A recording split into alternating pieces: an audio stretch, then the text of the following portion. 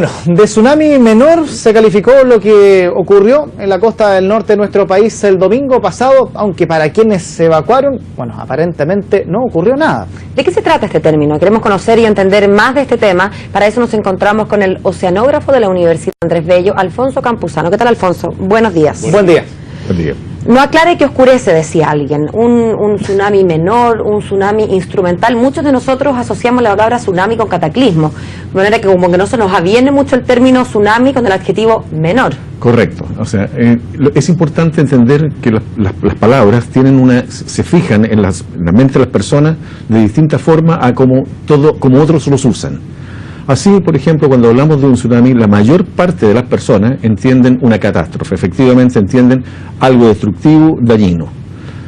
Pero internamente, desde el punto de vista de la ciencia, efectivamente uno puede decir esto es un tsunami menor, o sea, vale decir es un tsunami instrumental, porque no tiene una expresión que atente contra las personas y es más bien puede servir como un elemento de investigación futura o alguna otra cosa. Consecuentemente, dado que la palabra tsunami, cuando se dice tsunami instrumental, lo que se escucha la palabra tsunami y la palabra instrumental se olvida, la verdad es que la gente queda mal informada. Creo que por tsunami deberíamos usarlo solamente para informar a la población de lo que es una catástrofe, efectivamente, y los otros términos guardarlo al interior de la ciencia y hablarlos cuando corresponda y no llevar a errores a las personas. Ahora, el mundo del que estamos hablando es el mundo científico y es muy importante tener en cuenta criterios científicos, pero también hay factores sociológicos, si se me permiten, de comunicación de masa, que son importantes tener en cuenta en el momento, porque finalmente esto tiene que ver con nosotros, con evacuar a las personas, con cuidar la vida,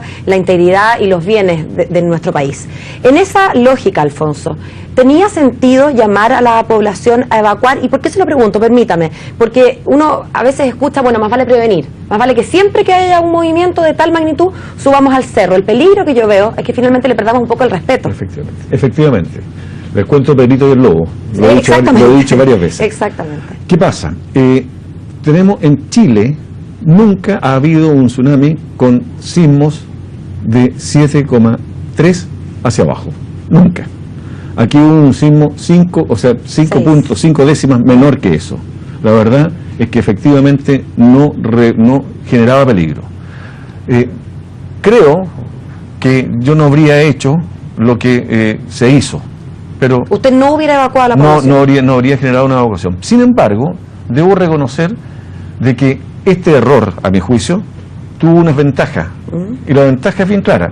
Sabemos que en el norte de Chile viene un tsunami importante, un sismo importante en algún momento cercano. Por lo tanto, esta situación sirvió como un excelente ensayo general. ¿Por qué? Porque cuando hay un ensayo en una evacuación preavisada, la verdad es que la gente va muy relajada. Y yo creo que una de las cosas que la gente debe haber aprendido en esto es que evacuar en automóvil no es una buena idea. Que sabe que yo escuchaba ese día domingo cuando se dieron a conocer las sirenas y dicen, atención, atención, alerta de tsunami, evacúen el lugar, y la gente sale corriendo y después me dicen que es un tsunami instrumental que casi no se percibió.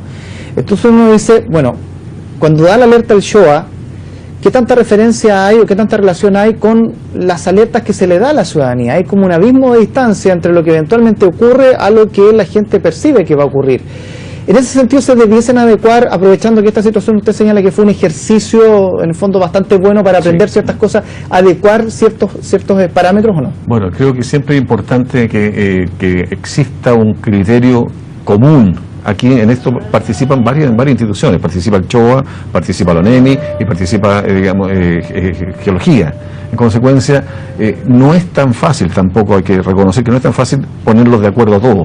Son criterios distintos, son formas de ver las cosas distintas, y en consecuencia sí es importante que a la población le demos información que la población pueda entender de forma clara y precisa, no porque técnicamente esto significa tal cosa, tenemos que traspasarlo a la población.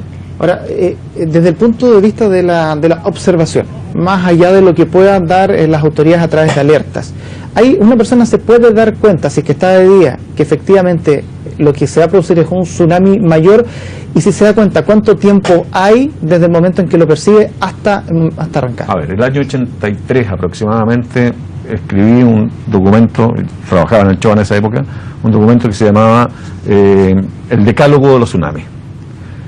La primera norma de ese decálogo, que todavía es vigente, dice: si usted está en la costa, al lado de la costa, y siente un sismo en que le impide caminar, usted en ese instante debe comenzar a evacuar. Un sismo genera un tsunami. Ahora, un tsunami puede llegar en hasta unos 15 minutos después. En otros casos puede llegar bastante más tarde. Lo que nos interesa es el tiempo mínimo que tenemos, ¿no es cierto?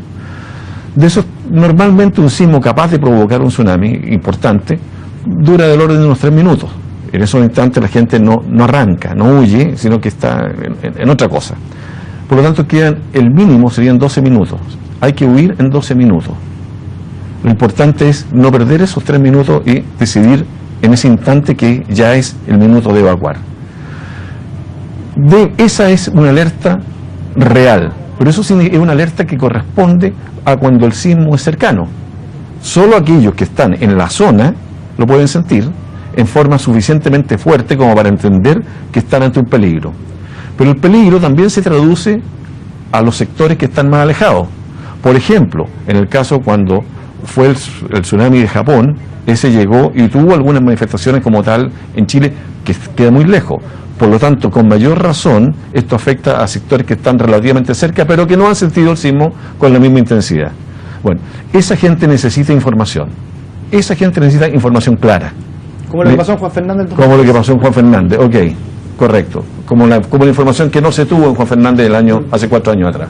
Yo estaba allí y por eso que lo sé. Y a propósito de la información clara, Alfonso, hace un par de semanas yo creo que estuve con el diputado Rincón y le preguntábamos a propósito de las boyas y de los sismógrafos conectados o no conectados, comprados, en fin, si es que habíamos mejorado. Y él, me acuerdo que nos dijo que él consideraba que el país estaba exactamente igual de mal preparado que el 2010.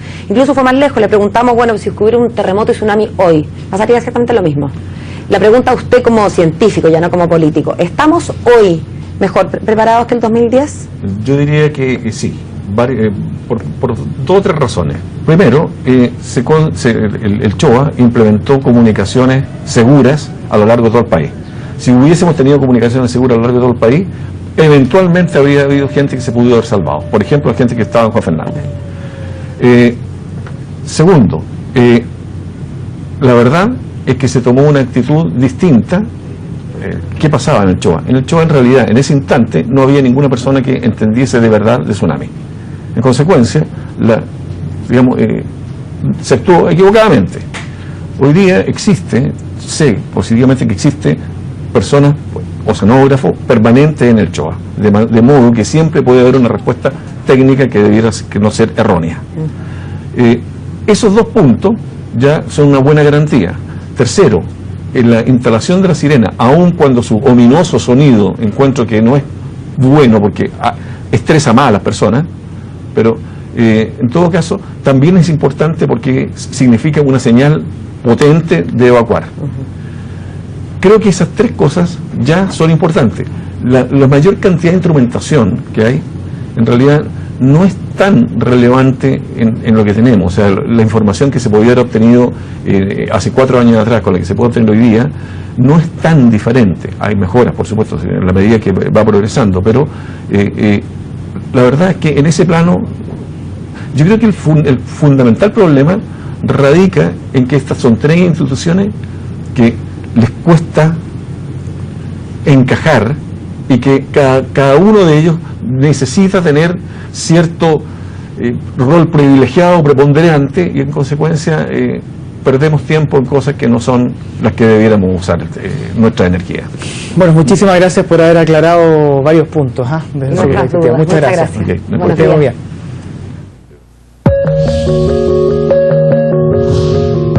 CNN